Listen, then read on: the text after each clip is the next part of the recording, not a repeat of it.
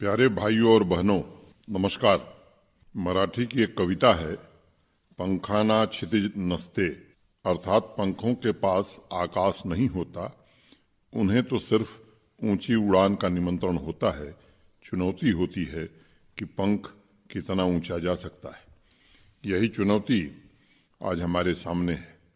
आदरणीय प्रधानमंत्री जी ने दशकों बाद जम्मू कश्मीर के हर एक नागरिक के सपने को पूरा करने के लिए नए क्षितिज का निर्माण प्रारंभ किया है। जम्मू कश्मीर से कन्याकुमारी तक राष्ट्र निर्माण को नई ऊंचाइयों पर ले जाने की चुनौती है। सभी नागरिकों का आह्वान है कि शांति और सद्भावना के संदेश के साथ हमें नई ऊंचाई छूनी है। 24 अप्रैल को आदरणीय प्रधानमंत्री जी पंचायती राज दिवस के उपलक्ष्य पर जम्मू कश्मीर आएंगे और हर गांव तक सुराज पहुंचाने के भारत सरकार के संकल्प को आप सभी के साथ साझा करेंगे। मुझे उम्मीद है इस ऐतिहासिक अवसर पर जम्मू कश्मीर के सभी 4290 पंचायतों के जनप्रतिनिधि तथा प्रत्येक नागरिक विकास और शांति के रास्ते पर चलने की प्रतिबद्धता दोहराएंगे। मैं जम्मू कश्मीर की लोक चेतना की आंतरिक शक्ति तथा त्रिस्तरीय पंचायती राज संस्थाओं की विपरीत परिस्थितियों पर विजय प्राप्त करने की क्षमता के प्रति दृढ़ विश्वास व्यक्त करते हुए सभी नागरिकों से कहना चाहता हूं, हमारे सामने सकारात्मक उन्नति का एक बहुत बड़ा परिदृश्य है। हमें राष्ट्र सर्वोपरि के सच्चे मूल्यों को ध्यान में रखते हुए आत्मनिर्भरता की दिशा में कदम आगे बढ़ाना है। पिछले महीने के कार्यक्रम में मैंने सीनियर सिटीजन्स की संपूर्ण देखभाल की प्रशासन की प्रतिबद्धता दोहराई थी। 31 मार्च को जम्मू कश्मीर के सभी जिलों में जेरियाट्रिक और पैलिएटिव केयर की सुविधा तथा सभी डिस्ट्रिक्ट्स में बुजुर्ग और गंभीर रूप से बीमार उम्रदराज व्यक्तियों के लिए समर्पित कर दी गई है। समाज कल्याण विभाग को पेंशन तथा कल्याणकारी कार्यक्रमों का लाभ पहुंचाने के निर्देश भी दे दिए गए हैं। हमारे समाज में ऐसे बहुत से व्यक्तित्व हैं जिन्होंने लोगों की बेहतरी के लिए अपना सब कुछ अर्पित कर दिया है। उनके लिए सेवा मात्र दया नहीं बल्कि एक धर्म है। उधमपुर के 98 वर्षीय वैद्य आरसी नागर साहब एक ऐसे ही व्यक्तित्व हैं। उन्होंने अपना पूरा जीवन परोपकार के लिए समर्पित कर दिया और जीवन के इस पड़ाव पर भी वह अपने हमउम्र लोगों के लिए आयुर्वेदिक चिकित्सा, योगा और फिजियोथेरेपी सेंटर चला रहे हैं। नागर साहब ने सीनियर सिटीजन होम तथा अनाथ बच्चों के लिए एक बालाश्रम की भी स्थापना की है, जिसमें सभी प्रकार की सुविधाएं लोगों को प्रदान की जा रही। अनाथ बच्चों को 18वें साल तक मुफ्त शिक्षा भी प्रदान की जा रही है ताकि वो भविष्य में स्वावलंबी तथा स्वाभिमानी बन सकें। नागर साहब ने संवेदनशीलता और करुणा का आदर्श जम्मू कश्मीर के सामने रखा है। आज इस कार्यक्रम के माध्यम से मैं उनका अभिनंदन करके स्वयं को कृतार्थ महसूस कर रहा हूं। अनंतनाग की सादाफ यूसुफ आईटी ग्रेजुएट हैं, लेकिन अपना जीवन उन्होंने आवाम की सेवा के लिए समर्पित कर दिया है। महिला सशक्तिकरण के लिए उन्होंने अनेक ऐसे प्रयास किए हैं जिससे गरीब घर की बच्चियों को, वंचित वर्ग की महिलाओं का जीवन स्तर बेहतर हुआ है। कोविड महामारी के दौरान सादाफ ने साइको सोशल काउंसलिंग की ट्रेनिंग ली थी और टेली काउंसलिंग के जरिए आवाम की महिलाओं, बुजुर्गों तथा स्टूडेंट्स की निस्वार्थ भाव से सेवा की थी। जम्मू कश्मीर प्रशासन के सोशल वेलफेयर डिपार्टमेंट के साथ मिलकर वो अनंतनाग के दूर दराज इलाकों में हेल्थ तथा हाइजीन पर अवेयरनेस कार्यक्रम चला रही हैं। सेवा शक्ति देता है और यही सदियों से हमारे देश की परंपरा रही है। सादाफ ने अपने कार्यों से जम्मू कश्मीर में सेवा भावना की एक नई मिसाल कायम की है और पूरी समग्रता से लोगों की भलाई के लिए प्रयत्न कर रही है। सादाफ जैसी बेटियों ने जम्मू कश्मीर में सेवा की अनुकरणीय मिसाल प्रस्तुत की है और मानवीय कल्याण का मार्ग प्रशस्त किया है। रजौरी के बालअरगी गांव की रहने वाली सुनीता देवी ने अपने जीवन में अनेकों चुनौतियों का सामना किया, लेकिन कभी हार नहीं मानी। यहाँ तक कि उन्हें लोगों के घर में डोमेस्टिक हेल्प का भी काम करना पड़ा, लेकिन जीवन के इस संघर्ष से जूझते हुए सुनीता देवी ने उम्मीद सेल्फ हेल्प ग्रुप के माध्यम से अपने जीवन में बदलाव की शुरुआत की। अब उनका बिजनेस स्थायी हो गया है तथा सुनीता देवी ने दूर दराज के इलाकों के बच्चों के लिए स्कूल शुरू किया है। उनका फोकस ऐसे बच्चे हैं जो कठिन भौगोलिक परिस्थितियों की वजह से स्कूल नहीं जा पाते। उन्होंने ऐसे बच्चों के लिए बस तथा ट्रांसपोर्ट के अन्य साधनों की व्यवस्था भी की है। सुनीता देवी की सेवा भावना हमारी सांस्कृतिक, सामाजिक तथा भावनात्मक एकता को मजबूत करती है। रियासी जिले के सपानू गांव की महक शर्मा जम्मू कश्मीर की महिलाओं के लिए प्रेरणा स्रोत हैं। कुछ वर्ष पहले महक ने 2 गाय खरीदकर डेयरी का काम शुरू किया था। आज उनके पास 7 गायें हैं और उन्हें आत्मनिर्भर होता हुआ देखकर सपानू तथा आसपास के अन्य गांवों की महिलाएं भी डेयरी उद्योग से जुड़ने में रुचि दिखा रही हैं। ये मेरे लिए अति प्रसन्नता की बात है कि महिला सशक्तिकरण, महिला जागृति का पूरे जम्मू कश्मीर में विस्तार हो रहा है। हमारे देश की पुरातन संस्कृति के मूल चिंतन में नारी समानता तथा नारी सम्मान की चर्चा है। इस बात से सभी वाकिफ हैं कि हमारी संस्कृति में धन, ज्ञान और बल तीनों की देवता स्त्रियां हैं, लक्ष्मी, सरस्वती और शक्ति। इसलिए उनकी क्षमता और सामर्थ्य को सामाजिक विकास में उचित स्थान मिले, यही कोशिश अनवरत होनी चाहिए। महक की लगन और साहस को मैं प्रणाम करता हूं। मुझे पूरी उम्मीद है महिलाओं के सशक्तिकरण से हम जम्मू कश्मीर में सामाजिक, आर्थिक तथा शिक्षा के क्षेत्र में तेज गति से आवश्यक परिवर्तन करने में अवश्य कामयाब होंगे। प्यारे भाइयों और बहनों, अभी जिन व्यक्तित्वों का जिक्र मैंने किया, उन्होंने मानवता को बहुत कुछ दिया है। चेंज मेकर की भूमिका निभाते हुए उन्होंने शांति, मित्रता और सामाजिक सहयोग का संदेश दिया है। ऐसे व्यक्तित्व बिना थके लगातार चलने वाले राही हैं, जिनसे पूरे समाज को आत्मबल मिलता है। निस्वार्थ सेवा भावना और दृढ़ इच्छा शक्ति से हमारे समाज में बुराइयों को खत्म किया जा सकता है और इसके लिए हर एक व्यक्ति को वैद्य नागर साहब तथा सुनीता देवी की तरह अपना अपना कर्तव्य निभाना होगा। प्राकृतिक संसाधनों की दृष्टि से जम्मू कश्मीर देश के धनी राज्यों के समकक्ष है। आवश्यकता इस बात की है कि सभी लोग एकजुट होकर कड़े परिश्रम से इसके पुनर्निर्माण के कार्य में जुट जाएं। स्वामी विवेकानंद जी ने कहा था, उत्तिष्ठत जागृत प्राप्य वरान्नि बोधतः। जागो, उठो और जब तक उद्देश्य पूरा न हो जाए तब तक रुको नहीं। हमारा लक्ष्य जम्मू कश्मीर के लिए कैसे उज्जवल भविष्य का निर्माण करना है, जिसमें प्रत्येक नागरिक सौहार्दपूर्ण एवं विकसित वातावरण में गरिमापूर्ण, रचनात्मक, समृद्ध और प्रसन्नतापूर्वक जीवन जी सके। सांभा से सौरव शर्मा ने युवाओं में नशे के खिलाफ एकीकृत योजना के तहत काम करने के बारे में एक पत्र भेजा है। सौरभ ने लिखा है कि सभी यूनिवर्सिटी और कॉलेज में विभिन्न डिपार्टमेंट मिलकर एक प्रोग्राम शुरू कर सकते हैं, जिसमें युवाओं की भागीदारी हो और युवाओं के सहयोग से ही कैंपस को ड्रग फ्री करने के अलावा समाज के अन्य अंगों में भी जागरूकता अभियान चलाया जा सके। सौरभ ने अपने पत्र में केरल के क्लीन कैंपस, सेफ कैंपस का उदाहरण देते हुए लिखा है, वहां देश का ऐसा पहला अभियान एजुकेशन तथा होम डिपार्टमेंट के सहयोग से चलाया जा रहा है और जरूरत पड़ने पर काउंसलिंग की व्यवस्था भी की जा रही है। सौरभ लिखते हैं कि युवाओं की कैपेसिटी बिल्डिंग तथा उन्हें इस अभियान का अभिन्न अंग बनाने के लिए निम्हैंस जैसी संस्थानों से वर्चुअल ट्रेनिंग भी मुहैया कराई जा सकती है। सौरभ, आपके सुझावों के लिए बहुत बहुत धन्यवाद। जम्मू कश्मीर प्रशासन के विभिन्न अंग ड्रग अब्यूज के खिलाफ अभियान चला रहे हैं। मैं मानता हूं युवा वर्ग में ड्रग्स की लत न सिर्फ हमारे सामाजिक ताने बाने को छिन्न भिन्न कर रही है, बल्कि युवा ऊर्जा को नकारात्मक कामों के लिए प्रेरित कर रही है।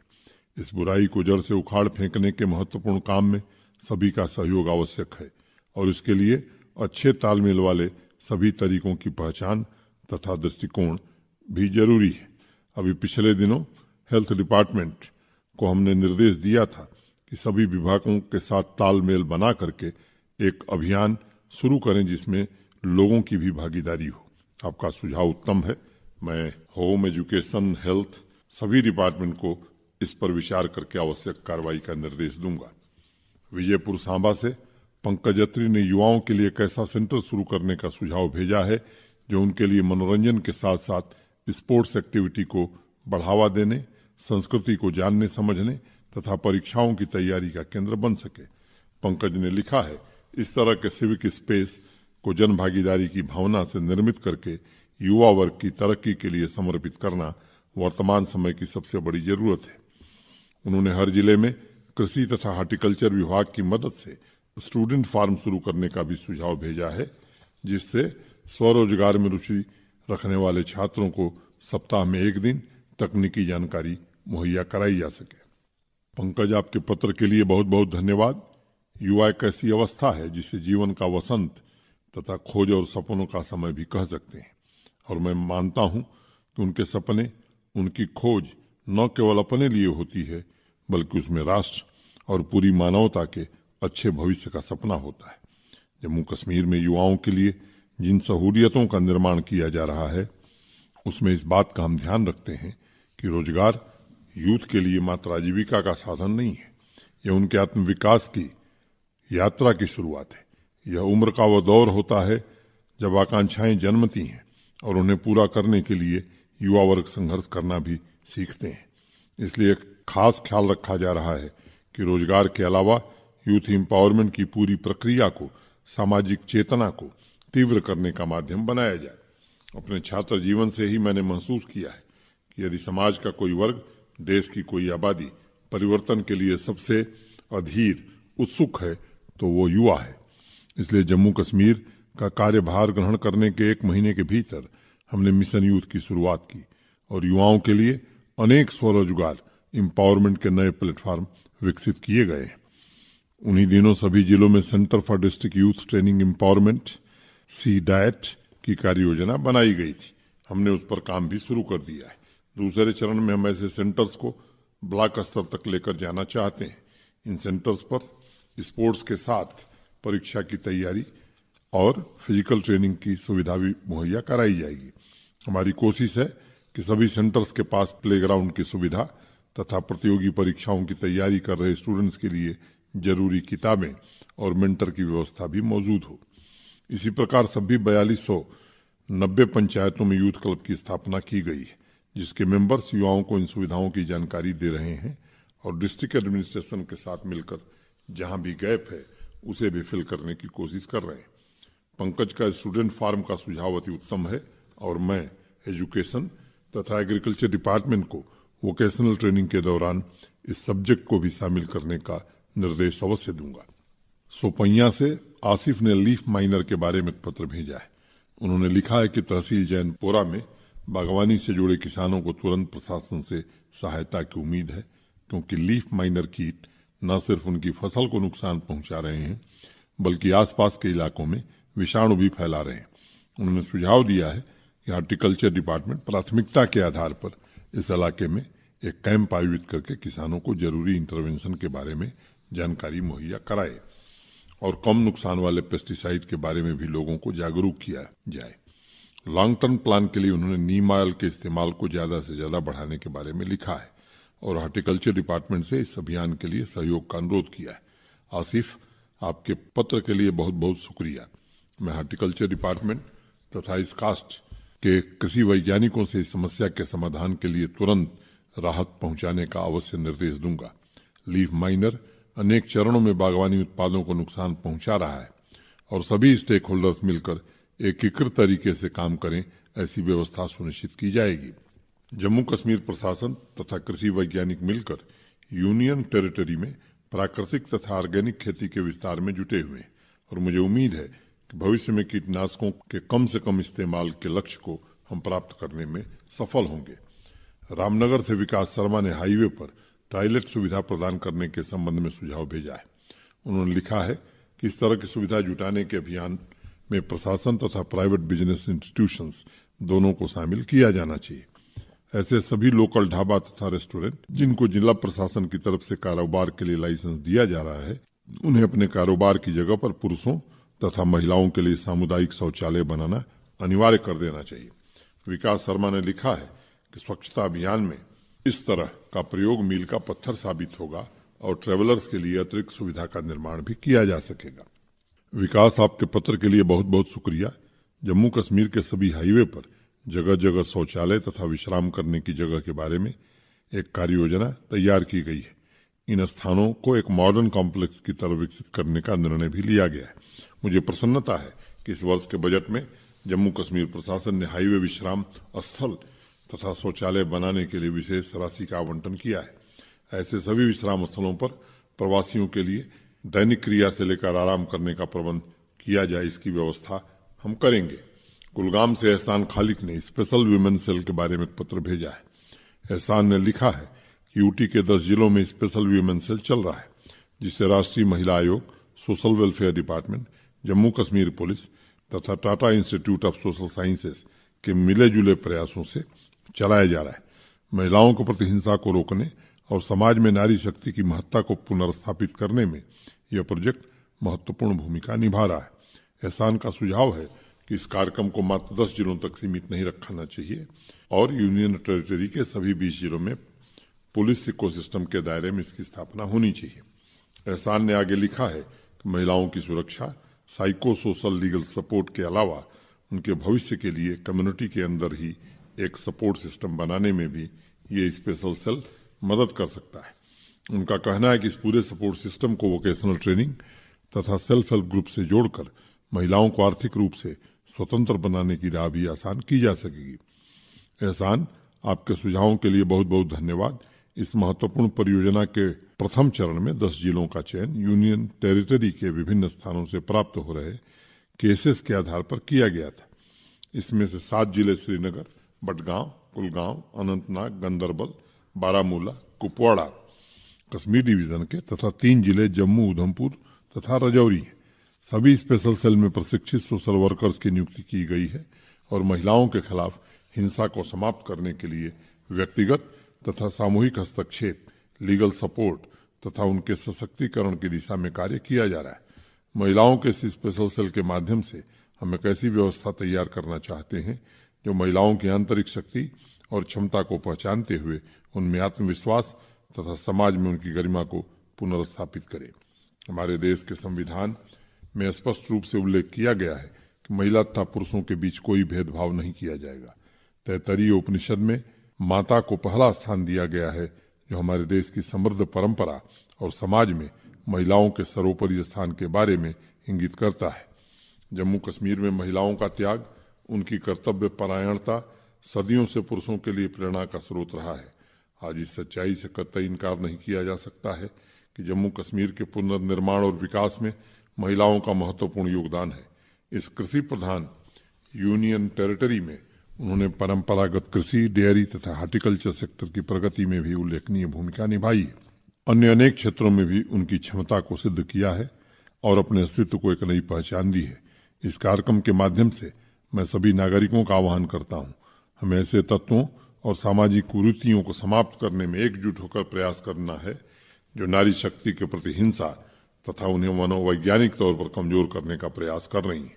मेरा दृढ़ विश्वास है कि नारी क्षमता का समुचित उपयोग करके तथा नारी शक्ति को सामाजिक उत्थान का आधार बनाकर ही एक प्रगतिशील तथा संतुलित राष्ट्र का निर्माण किया जा सकता है। एहसान के पहले सुझाव सभी 20 जिलों में इसकी स्थापना के लिए मैं होम तथा सोशल वेलफेयर डिपार्टमेंट को विचार करने तथा उचित निर्णय लेने का सलाह दूंगा। ऐसे सभी स्पेशल सेल को सेल्फ हेल्प ग्रुप के साथ जोड़ने का सुझाव उत्तम है। जम्मू कश्मीर के 54,000 सेल्फ हेल्प ग्रुप से जुड़कर लगभग 5 लाख महिलाएं आज सामाजिक जीवन के विभिन्न क्षेत्रों में कुशलता के साथ अपने दायित्वों का निर्वहन कर रही हैं। मैं मानता हूं कि सेल्फ ग्रुप तथा हौसला तेजस्विनी जैसे कार्यक्रमों से महिलाओं के कार्य क्षेत्र का विस्तार हुआ है और उनमें नया आत्मविश्वास पैदा हुआ है। मैं Jammu Kashmir rural livelihood mission तथा सोशल वेलफेयर डिपार्टमेंट को अवश्य निर्देश दूंगा कि वर्तमान में 10 जिलों में चल रहे स्पेशल सेल के साथ मिलकर काम करें और ऐसी महिलाएं जिन्हें सहारे की जरूरत है उन्हें सेल्फ हेल्प ग्रुप से जोड़ने में अवश्य मदद करें। प्यारे भाइयों और बहनों, महिला सशक्तिकरण के अभियान को जम्मू कश्मीर में अधिक से अधिक व्यापक बनाना है, उसे हर गांव तक पहुंचाना है। इस काम को केवल प्रशासन के सहारे नहीं छोड़ा जा सकता है। यह एक ऐसा सामाजिक कर्तव्य है जिसे सभी को मिलाकर करना होगा, तभी हम इस अभियान में सफल हो सकेंगे। दीप से दीप जलता है और इसलिए हम सभी को मिलकर प्रयास करने होंगे। जिस दिन हर एक नागरिक इस भावना से महिला अधिकारों, नारी शक्ति के प्रति जागृत होकर कार्य करेगा, उस दिन से जम्मू कश्मीर के उन्नति के रास्ते और भी आसान हो जाएंगे। एक प्राचीन लोक कथा है, उस वक्त मनुष्य ने आग की खोज कर ली थी। लेकिन पृथ्वी पर बहुत से इलाके ऐसे थे जहां तक इसकी खबर नहीं पहुंची थी। उन इलाकों में रात को जब लोग सोने जाते थे, उसके पहले एक नियम बनाया था कि हर आदमी कोशिश करेगा कि एक टोकरी लेकर अंधेरे को उसमें भरने का प्रयास करेगा और उसे उठाकर गुफा के बाहर फेंक आया करेगा। उनका मानना था कि अगर अंधकार को टोकरियों से भरकर गड्ढे में डाल दिया जाए तो धीरे धीरे अंधकार क्षीण होता जाएगा और फिर उसका अंत हो जाएगा। इस प्रकार रोज रात को अंधकार को टोकरियों में भरकर बाहर फेंकने की प्रथा चल पड़ी थी। हर एक व्यक्ति की जिम्मेदारी थी एक टोकरी अंधेरा सोने से पहले अवश्य फेंकना है। कुछ सालों बाद एक बुजुर्ग दूर कहीं से यात्रा करते हुए आया। शाम ढलने के बाद उस इलाके में रुक गया। जब सोने से पहले लोग अपनी टोकरी लेकर अंधेरा बाहर फेंकने के लिए निकले, तब उसने बड़ी उत्सुकता से पूछा, ये क्या हो रहा है? लोगों ने जवाब दिया कि अंधेरा बाहर फेंक कर आना हमारी प्रथा है और सोने से पहले सभी लोग इस कार्य को करते हैं। तब बूढ़े व्यक्ति ने घास, फूस और कुछ लकड़ियां मंगाई और अपनी जेब से 2 पत्थर निकाले। उन दोनों पत्थरों को उसने सूखी घास के बीच टकराया। आग पैदा हो गई। अब उस गुफा से अंधेरा अपने आप दूर हो गया। लोग हाथ में टोकरी लेकर और विश्वास की भावना से उस बुजुर्ग की तरफ देख रहे थे। एक एक जलती हुई लकड़ी पड़ोस की गुफाओं में पहुंचाई गई और देखते देखते पूरा इलाका अलौकिक प्रकाश में परिणित हो गया। इसलिए हम सभी को व्यक्तिगत रूप से दीप जलाकर समतामूलक समाज की स्थापना का प्रयत्न करना होगा, ताकि जम्मू कश्मीर की समृद्धि का लाभ सामाजिक एवं आर्थिक रूप से प्रत्येक नागरिक को मिल सके। सही मायने में अवसर और सफलता तभी मानी जाएगी जब जम्मू कश्मीर के 1.25 करोड़ नागरिक भौतिक सुख सुविधाओं से संपन्न, सामाजिक शांति और सांस्कृतिक समृद्धि से परिपूर्ण जीवन बिताएंगे। श्रीनगर से मेहरीन अल्ताफ ने ग्रामीण तथा कुटीर उद्योगों के प्रमोशन के लिए कुछ सुझाव भेजे हैं।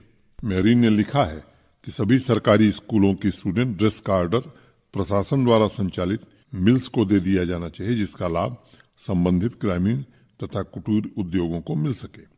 आगे उन्होंने लिखा है कि केंद्र तथा जम्मू कश्मीर प्रशासन द्वारा इस सेक्टर के लिए विभिन्न योजनाएं चलाई जा रही, जिसमें अत्यधिक पेपर वर्क की जरूरत है।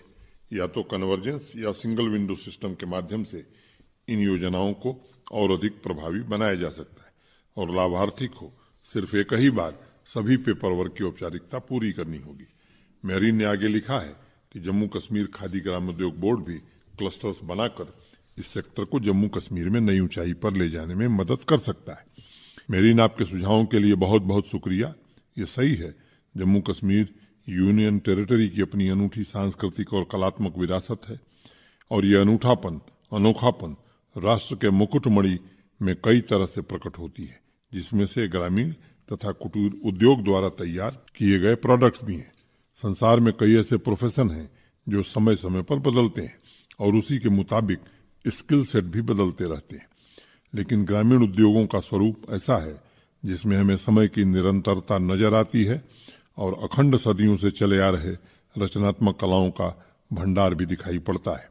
आदरणीय प्रधानमंत्री श्री नरेंद्र मोदी जी के सुशासन तथा समावेशी विकास के विजन के मुताबिक इस सेक्टर में रोजगार और लोगों की आमदनी में वृद्धि के लिए पिछले 1.5 वर्ष में अनेक कदम उठाए गए। पिछले वर्ष ही कारखानदार स्कीम भी शुरू की गई थी, जिससे हस्तशिल्प से जुड़े ग्रामीण तथा कुटीर उद्योगों को काफी प्रोत्साहन मिला है। इसके अलावा khadi village industry commission, khadi village industry board तथा रूरल लाइवलीहुड मिशन के जरिए भी विभिन्न ग्रामीण तथा कुटीर उद्योगों को प्रमोट किया जा रहा है। पिछले 1 वर्ष में खादी विलेज इंडस्ट्री कमीशन के द्वारा 3254 प्रोजेक्ट को मदद दी गई है, जिससे प्रत्यक्ष रूप से 26,281 लोगों को रोजगार मिला है। उसी प्रकार खादी विलेज इंडस्ट्री बोर्ड ने 8500 अलग अलग प्रोजेक्ट पर 1 वर्ष में काम किया था और 190 करोड़ रुपए की आर्थिक सहायता मुहैया कराकर 46,000 लोगों को प्रत्यक्ष रूप से फायदा पहुंचाया गया है। इसके अलावा जम्मू तथा कश्मीर डिवीजन के इंडस्ट्रीज निदेशालय ने 6,299 प्रोजेक्ट्स को 131 करोड़ रुपए की आर्थिक सहायता दी है और छोटे कारोबार से जुड़े तकरीबन 15,000 लोगों को प्रत्यक्ष रूप से इसका लाभ भी मिला है। अगर मोटे तौर पर देखें तो मात्र एक योजना के अंतर्गत 386 करोड़ रुपए का लाभ देकर 88,170 लोगों के जीवन को सकारात्मक रूप से प्रभावित किया गया है। पिछले वर्ष 28 दिसंबर को मैंने खादी विलेज इंडस्ट्री बोर्ड की रिव्यू मीटिंग में स्फूर्ति के अंतर्गत ग्रामीण तथा कुटीर उद्योगों के क्लस्टर्स बनाने का निर्देश दिया था, जिस पर तेज ढंग से काम चल रहा है। जम्मू तथा कश्मीर डिवीजन को मिलाकर 8 क्लस्टर्स अभी तक तैयार किए गए हैं। सभी स्कीम्स में सिंगल विंडो क्लियरेंस शुरू करने का मेहरीन का सुझाव उत्तम है और मैं संबंधित विभागों को आवश्यक कार्रवाई का निर्देश अवश्य दूंगा। साथ ही स्कूल डिपार्टमेंट को निर्देश दिया जाएगा कि स्कूल यूनिफॉर्म से संबंधित सुझाव का रिव्यू करें और उचित कार्रवाई करें। सभी श्रोताओं को मैं बताना चाहूंगा कि हस्तशिल्प से जुड़े ग्रामीण तथा कुटीर उद्योग को बढ़ावा देने के लिए प्रशासन की तरफ से अनेक प्रयत्न किए जा रहे हैं। उसी का परिणाम है कि मार्च महीने में यूरोप के लिए जीआई प्रमाणित हाथ से निर्मित रेशमी कालीनों की पहली खेप का निर्यात हुआ है। फरवरी से जम्मू कश्मीर के कालीनों के लिए क्यूआर कोड तकनीक का इस्तेमाल करना शुरू किया गया। हाथ से बुने कालीनों के प्रमाणीकरण के लिए दुनिया में अपनी तरह का यह पहला तंत्र विकसित किया गया है। इसमें कस्टमर को किसी भी तरह के नकली माल के धोखे की गुंजाइश नहीं होगी। बांदीपुरा में 10 करोड़ रुपए की लागत से कारपेट विलेज की डीपीआर बनाकर केंद्र को भेजा गया है और स्वीकृति मिलते ही हैंडलूम तथा हैंडीक्राफ्ट डिपार्टमेंट इस पर काम शुरू करेगा। वर्तमान में जम्मू कश्मीर हैंडीक्राफ्ट तथा हैंडलूम डिपार्टमेंट के साथ 52,674 हैंडीक्राफ्ट से जुड़े उद्यमी रजिस्टर्ड हैं। सैकड़ों ऐसे लोग भी हैं जो रजिस्टर्ड नहीं हैं। उन्हें भी इस कार्यक्रम के अंतर्गत लाने की कोशिश की जा रही है। इसके अलावा रूरल लाइवलीहुड मिशन के अंतर्गत 12,000 नए सेल्फ हेल्प ग्रुप बनाने का और वर्तमान में चल रहे उद्योगों के बिजनेस स्केल को नई ऊंचाई देने की भी कार्ययोजना बनाई गई है, जिसमें प्रशिक्षण के साथ साथ मार्केट लिंकेज की सुविधा भी मुहैया कराई जा रही है। मुझे पूर्ण विश्वास है इन सभी प्रयासों से ग्रामीण तथा कुटीर उद्योगों में एक नई क्रांति का जन्म होगा। प्यारे भाइयों और बहनों, ग्रामीण तथा कुटीर उद्योगों की अवधारणा सीधे सीधे गांवों के रोजगार से जुड़ी हुई है। आज हमारी कोशिश है कि ग्रामीण वासियों को अधिक से अधिक स्वरोजगार के साधन उपलब्ध कराए जाएं और ग्रामीण तथा शहरी दोनों इलाकों में लोगों को जन भागीदारी की भावना से रचनात्मक कार्यों के लिए प्रेरित किया जा सके। आज जो भी योजनाएं चल रही हैं वो भौतिक साधनों को उपलब्ध कराने के साथ हर एक नागरिक को स्वावलंबी बनाने की प्रेरणा देती है। मैं मानता हूं कि अथाह क्षमता व्यक्ति में अंतर्निहित है और रचनात्मक कार्य ही उसे अभिव्यक्त करने का माध्यम है। रचनात्मक कार्य तभी सफल कहे जा सकते हैं जब वे सिर्फ अपने लिए आजीविका का साधन न बनकर समाज के अन्य लोगों की मदद के लिए भी तत्पर हों।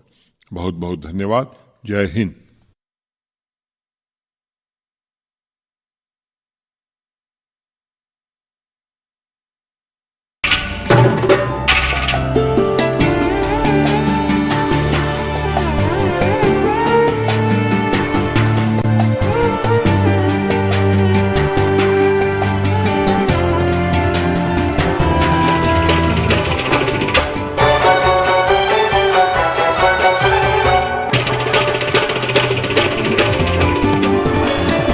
आप देख रहे हैं डीडी कश्मीर।